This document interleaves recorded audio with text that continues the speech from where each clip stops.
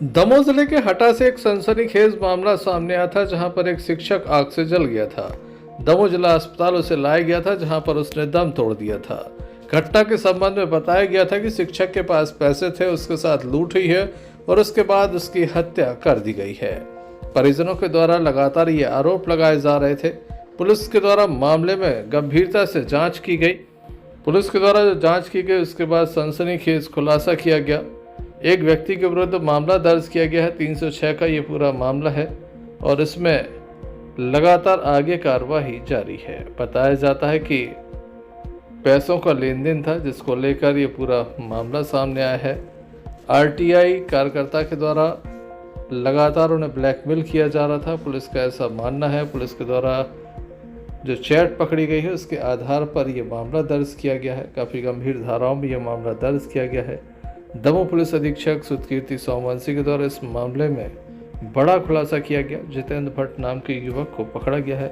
क्या पूरा मामला है, आइए जानते हैं। पुलिस अधीक्षक से एक मामला सामने आया था जहां पर एक शिक्षक की मौत हुई थी। इस मामले में क्या खुलासा हुआ और क्या कार्रवाई की गई? जो ये एक शिक्षक की आग लगने से मौत हुई थी, उसमें हम लोगों ने मर्ग कायम करके विवेचना शुरू की थी। जो उसमें बर्निंग पैटर्न, जो साक्ष्य और जो भी सीसीटीवी फुटेज अवेलेबल हुई थी, उसके आधार पर ये बताना और तथ्य स्थापित करना मुश्किल था कि इस व्यक्ति की हत्या हुई है। बल्कि बहुत सारे और भी ऐसे एविडेंस मिले जिससे हमें ये शक हो रहा था कि इस व्यक्ति द्वारा आत्महत्या की गई है।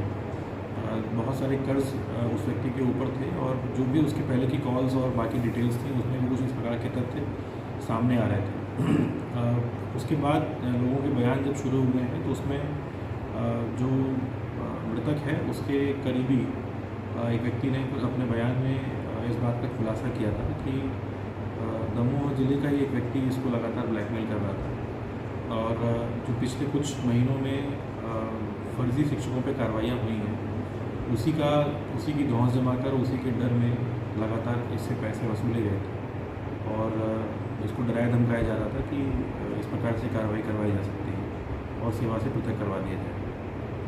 वो व्यक्ति जो है जिसको हमने चिन्हित किया है, उसकी डिटेल्स और बाकी चीज़ों को हमने तस्दीक किया और ये तथ्य कुछ प्रमाणित पाए गए। इसके आधार पर हमने उसको इसमें आरोपी बनाया है, जिसमें एक अबेटमेंट टू सुसाइड मतलब आत्महत्या करने के लिए प्रेरित करने की धाराओं में हमने उसको आरोपी बनाकर पंजीबद्ध किया है।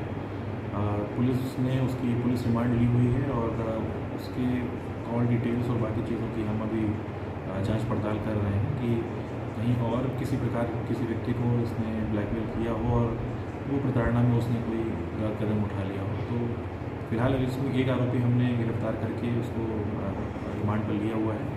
आगे पूछताछ में और जो मर्ग विवेचना में और इस एफआईआर की विवेचना में शामिल होंगी, उनको हम लोग शामिल करते हुए और जो भी लोग इसमें पंजीबद्ध होंगे उनको इसमें आरोपी बनाया जाएगा।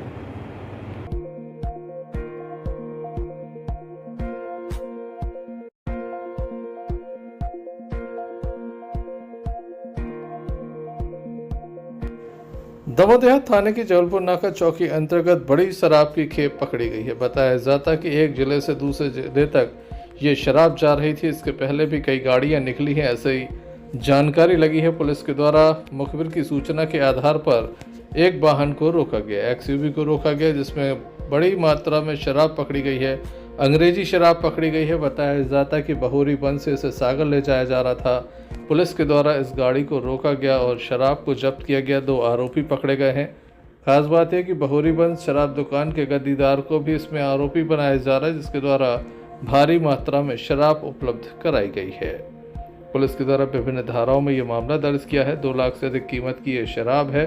साथ ही वाहन को भी जब्त किया गया है। आरोपी भी पुलिस गिरफ्त में है। क्या पूरा मामला है, इस संबंध में जबलपुर नाका चौकी प्रभारी आनंद अहरवाल के द्वारा बताया गया।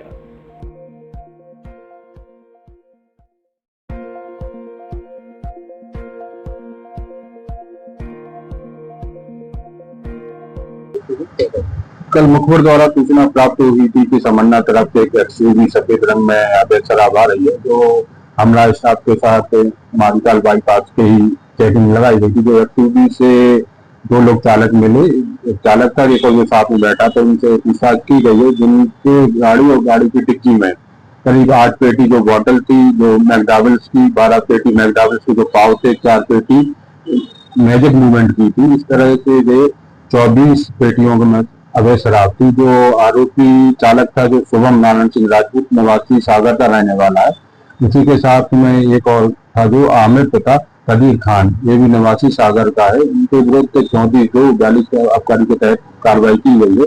इनसे जो शराब लाने की पूछताछ की गई तब इन्हें बहरी बंद शराब दुकान से शराब ले जाना और सागर में ले जाने पर बेचना बताया है। जो उसको विवेचना के दौरान और भी जो तथ्य आएंगे उसके अनुसार कार्रवाई की जाएगी। इस शराब की कीमत करीब 2,08,000 रुपये आंकी गई है और बाकी गाड़ी की कीमत 10 लाख रुपये है।